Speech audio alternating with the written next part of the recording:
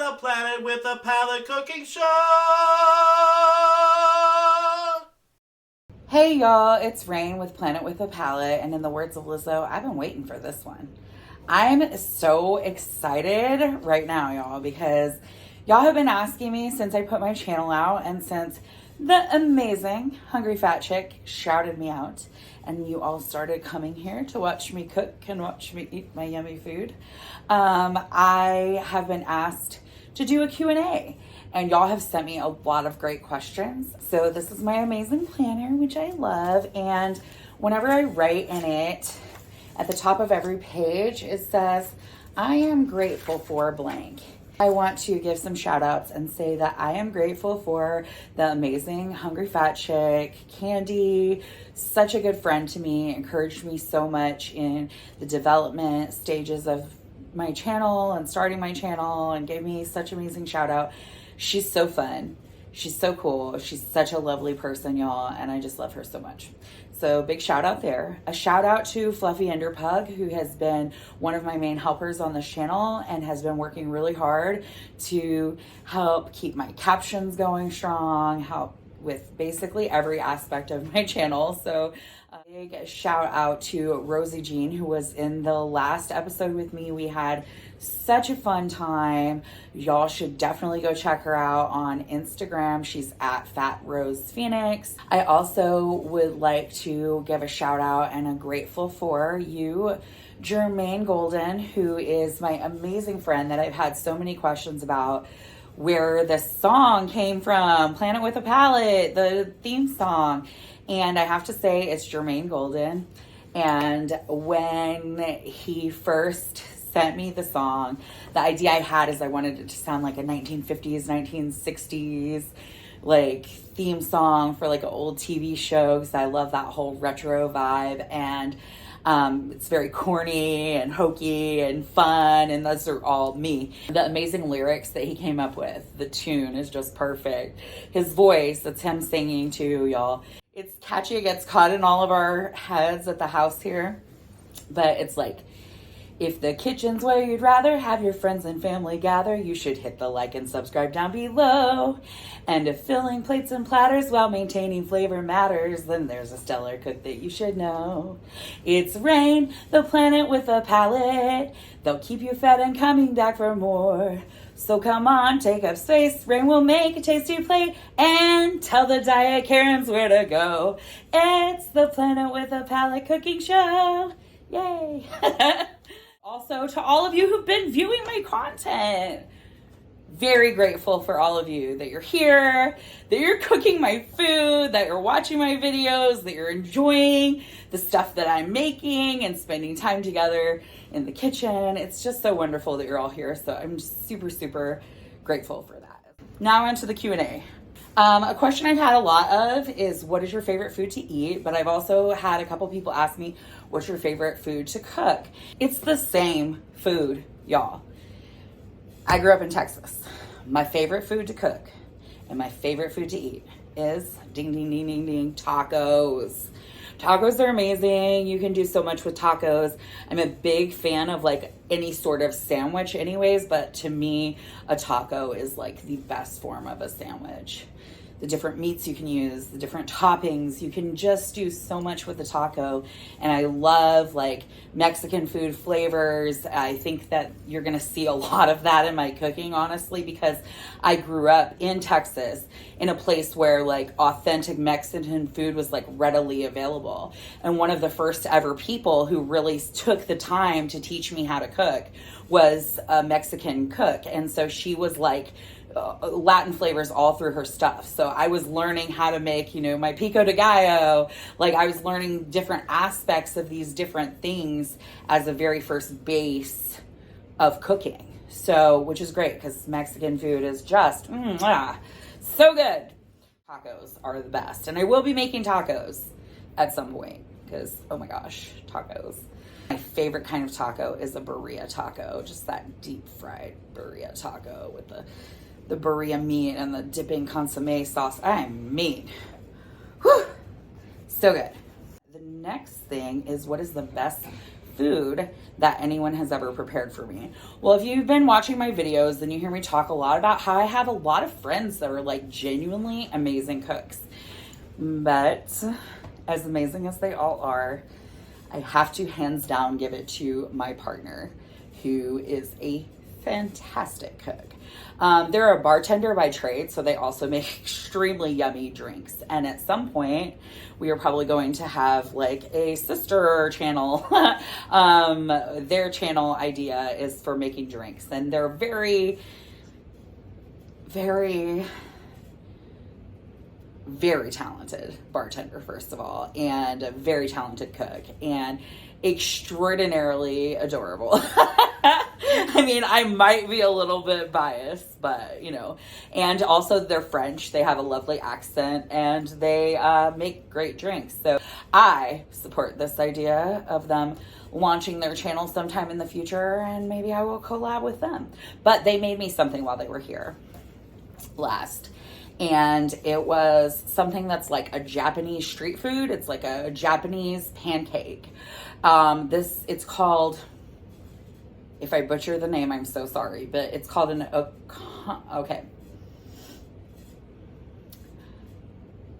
okonomiyaki pancake.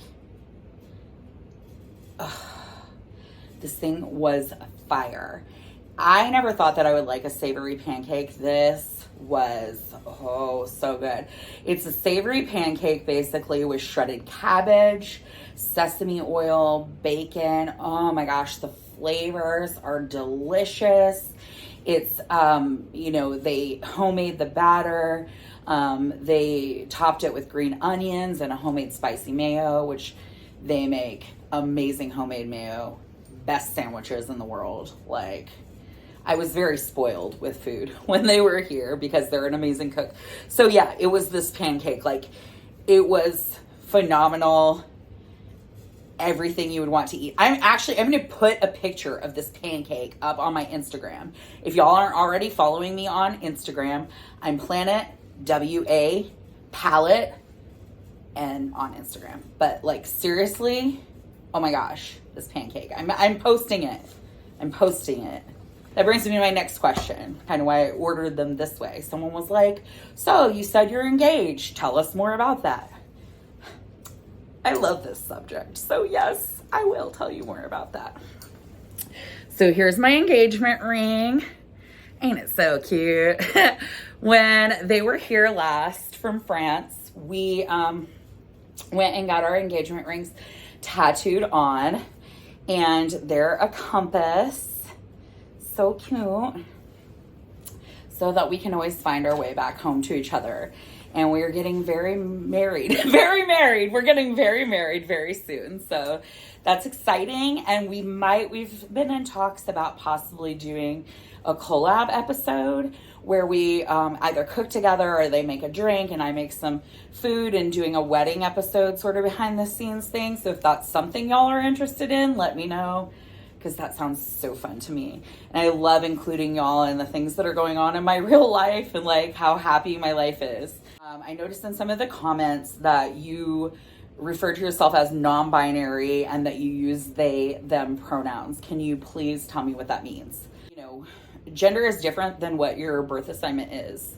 Gender is basically, it means a lot of different things to a lot of people, but how you feel, I guess, in your heart, how you feel comfortable in your masculinity, femininity, how you feel comfortable identifying. There's a lot more that goes into it than that, but as a basic concept, non-binary means that I neither identify as a man or a woman. I am gender fluid. I very much suggest educating yourself about gender as a spectrum and about non-binary people. A couple years ago, the word of the year, like the Webster Dictionary word of the year, was they, them as a pronoun. Because, now that people are becoming more comfortable expressing themselves and their gender identities, and, that is something that's a lot more prevalent. So educating yourself about that is going to be a great thing for you in the grand scheme of things, but it's not really very optional to me. I am they, them. Like, that's who I identify as. That's what I feel comfortable with. That's who I am. I just also understand that as a personality on social media, not everyone's going to know that or be educated about that right away. But if you use my correct pronouns, I notice and I appreciate it. So next, oh yes, okay, why do you delete negative comments? So I don't actually delete a lot of comments. One person even said to me at some point, like, well, like, you know, don't delete your negative comments. Like, those people will bring you views, that will get you money. Like, I understand that, like, but I don't want to be paid to be abused. So I do have certain boundaries. And that is why me and all other YouTube creators have a restricted word usage, and I use mine. And I very much want to talk specifically about a certain type of abusive comment that I have repeatedly gotten in my restricted that has not made it through my filters. And that is the fact that a lot of people have, in one way or another, and some have been very clever in figuring how to get around my restrictive filters, but basically told me that I'm going to die. I want to address this in a major way. I think that it is extraordinarily abusive to tell someone that they are going to die. Predict in a very hasty and rude and hurtful way someone's actual death. I find that very morbid. I find that very hurtful. There is nothing helpful about doing that at all. I refuse to allow people to talk to me that way. My fat body is not an invitation for abuse, and that is abusive. If you were going to walk up to someone and diagnose them with death, first of all, let me dispel this myth. I could diagnose any person watching this with death. There are very few things that are certain in this life. Death is one of them. We are all going to die. But can you imagine how much it would mess with the mental health of a human being to have people assume that it is appropriate to come up to them and say to them repeatedly, you're going to die? That's knowledge that we all have, that we're all aware of. And that is not for anyone to say to another person. My fat body is not an invitation for that. So if you're wondering why your comment didn't get posted and you wrote something like that, or you found a clever way around it, I have deleted you. I will continue to delete you. This is a boundary that I am setting that I absolutely refuse to indulge this type of behavior and abuse. Other than that, if someone has a problem or even a fat phobic statement, I don't mind seeing you in my comments and saying, hey, that was fat phobic. Hey, that was ableist. I don't have a problem with you being there. Fine, watch my content, troll me, sure. Go to town, have a good time. That being said, I'm much more happy and much more engaged with the people who are here to support what I'm actually here to do, which is to have a good time cooking with friends, to enjoy my food, and to share my love of food with everyone. What is the overall goal of your channel? This is my dream project, y'all. It really is. My overall goal of this channel is just to be authentically me. I'm a fun person. I am living my life. My life is not perfect, but I am living my life, and I'm thriving. I have a very good support system of friends. I have people in my life who love me. I have a wonderful family. I have a thriving career. I now have this super fun channel that everyone is engaging me on and having so much fun with, and people are cooking my food. I went on a trip to the Bahamas with my best friend last year. I genuinely think that a lot of the people who are here hating, it's because they don't like the idea of like a fat person living a happy life. That's not a narrative that we hear a lot. We hear the narrative of like, I'm gonna just say it, like the movie The Whale, okay? Something sad. Someone's literally in the movie dying. Someone's doing something sad. That's diet culture, y'all. We are told as fat people that we are not allowed to be happy. We're not supposed to be happy. That's ridiculous. Life is so good, y'all. Like, it's not perfect. There's a lot of bad things in this world, but there are so much joy and happy things too. And so my goal with this channel is to share one of the things that brings me a lot of joy, and that's food. I love food. I love what a sensory experience it is. I love the community building that food creates. I mean, think when you plan events with your family, you're going out to a lunch, you're having a family reunion, there's always food. Food is genuinely magical. Food is an art. And I paint my cabinets in my kitchen. I paint on canvases. That's one of the arts that I enjoy. I like to sing. I wouldn't call myself an artist, but I do like to sing. That's an artistic outlet that I enjoy. Cooking, that's my art, and I love sharing it with y'all. I mean, I realize that my art may not be as pretty. I color outside the lines sometimes, but I do have an authentic love for it, for food, and for sharing these like recipes that I've tried and that bring people joy and sharing food with others. So that is something that is really important to me with this channel. And the fact that so many of you have been engaging and commenting and saying things like, you know, like how you tried one of my meals at a holiday, or like, you know, you're going to be cooking this week. It feels so good to build that kind of community. So that's what I'm here for. That's the goal of this channel for me. The best comments that I've honestly gotten have been like, oh, wow, your show is like cooking with a friend. Well, I feel that too. And so now that y'all are engaging with me, that's what I want. I want the show to be cooking with friends. Next up, do you make any desserts? I'm not a huge dessert person. Baking is science and art. It's amazing some of the things bakers can do. I love bakers, love them. I cook more like, I love making sauces. I love doing things on the range. I cook more like art. Like, let's throw some more paint in it and see what happens, you know. Not in the food, please. Don't try this at home.